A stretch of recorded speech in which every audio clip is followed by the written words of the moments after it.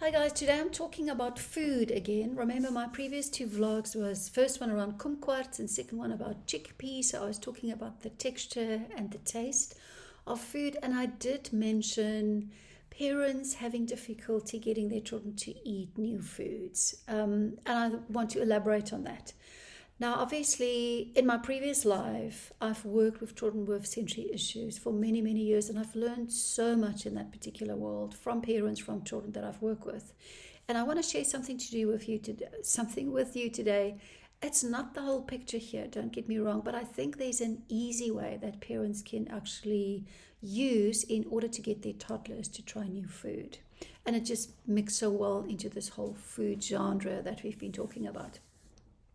The brain is a sensory processing machine, and it does rely on many, many messages to make sense of the world. So does a toddler or a younger child, particularly when they have to try new foods.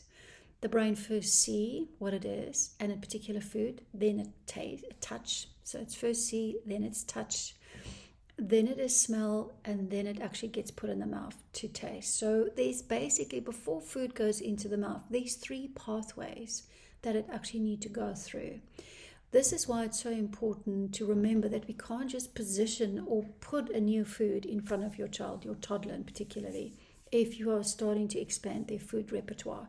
Now you need to consider textures, you need to consider health, whether food is healthy or not, balanced or not. I don't want to allude to that. I purely want to speak about the sensory pathways to get children accustomed to new foods. And that's how you do it. Put food on their plate, on the table. They got to see it first. What the brain see, that starts the recognition process. Then finger food. Touching food for toddlers is a very, very important part of learning to eat new foods, because through the sense of touch, the brain also gets an idea, what does this feel like? Another little cap for recognition.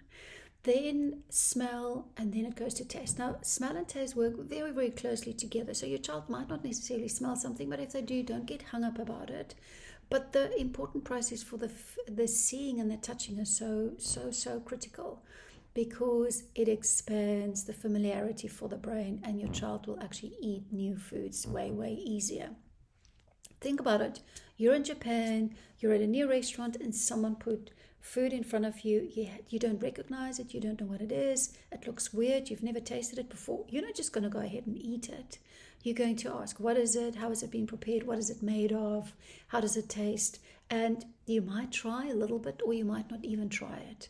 So just remember, any new foods being introduced to your toddler, think about you being in Japan, as just a matter of speaking, and having to try new food.